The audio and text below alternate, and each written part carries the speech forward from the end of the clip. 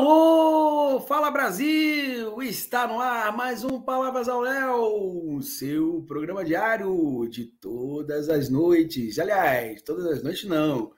De segunda a sexta estamos aqui fazendo essa coluna para tentar descobrir, desvendar o que é esse país, esse mundo em todas as suas esferas, seja na política, na economia, na arte, na cultura, na sociedade, na vida, enfim. E hoje até na morte, hein? Vocês verão. Comigo, Zé Leonardo, seu cronista preferido. Pois é, cada um tem um cronista que merece. Talvez você, meu amigo e minha amiga, mereça a mim, né? Essa é a sua sina. A minha é fazer essa coluna de segunda a sexta, justamente para refletirmos sobre tudo que está aí, como diria Leonel Brizola. Meus amigos e minhas amigas, essa coluna hoje talvez seja um pouco mais reflexiva e existencialista do que habitual. Antes de mais nada, vale uma constatação, uma obviedade. A morte é inevitável para todos, pobres ou ricos.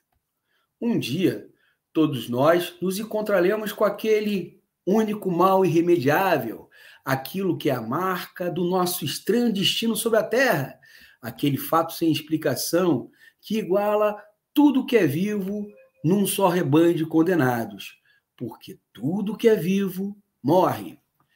Assim cumpriremos nossa sentença, tal qual foi proferida por Chicó, aquele magnífico personagem do nosso mestre Ariano Suassuna em O Alto da Compadecida. Olha só, já vi dezenas de vezes o filme em diversas versões e peças também em teatro, não só uma peça sobre o Alto da Compadecida, algumas apresentações, né, algumas montagens, e nunca me deparei com algo mais preciso do que seja a morte na literatura e na dramaturgia brasileira do que essa sentença aí do Chicó, né? Essa sentença do Suassuna nas palavras do Chicó, né? Não, do personagem Chicó.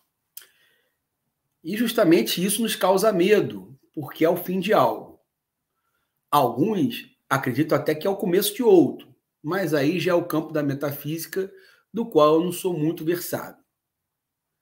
Existem todos os tipos de morte. A precoce, a desejada, a autoimposta, a desnecessária, a lamentada, a estúpida, a sem sentido, a que tinha que ser, a dolorosa, a indolor, a trágica e a que passa desapercebida. Aliás, esta última é a mais frequente, pois de mais de 7 bilhões de seres que existem nesse mundo, sempre se escolhe a morte de alguns poucos, bem poucos, para se prantear coletivamente. Mas, em geral, somente tua família e seus poucos amigos sinceros irão lamentar a tua passagem, seja lá para onde for. Isso quando muito, né? Porque tem gente que nem pela família é pranteado. Faça essa reflexão, porque a imprensa acompanha com atenção o momento em que se declarará a morte dos tripulantes do submergível Titan, que levou 5 pessoas para fazer uma tour nos destroços do Titanic, que fica lá no meio do Atlântico Norte, né, a 650 quilômetros do Canadá e a 3.800 metros de profundidade. Essas 5 pessoas gastaram cerca de $250 mil, mais de R$1 milhão, para realizar essa empreitada. De 2 horas, né? Assim, 2 a 3 horas você faz a visita. O deslocamento é mais longo, né? Do que a própria viagem. Eram milionários entediados com a sua vida de Fausto, fissurados em adrenalina, já que outras drogas já não deveriam mais surtir efeito neles. E nem todo o dinheiro do mundo pode preencher esse imenso vazio que existe em nossa alma. Alma, por assim dizer, não entenda a alma como algo espiritual, mas a alma como o seu interior, né?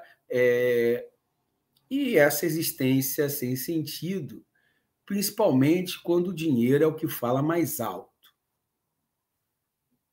Megalomaníacos acham que a morte não lhes abaterá, já que tudo podem e tudo compram, de coisas a pessoas.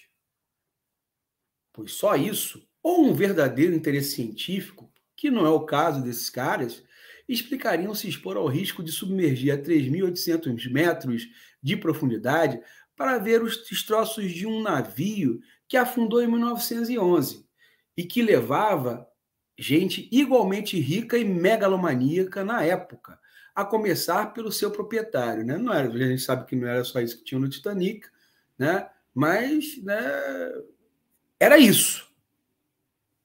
E cujos detalhes aí do naufrágio do Titanic, né, já são bem conhecidos e noticiados por todos. Agora, provavelmente, já são 1.505 as vítimas do Titanic. Já estou contando essas 5 aí como certas. Não verto uma lágrima por eles, hein? Será que eles verteriam pelas vítimas da fome do mundo?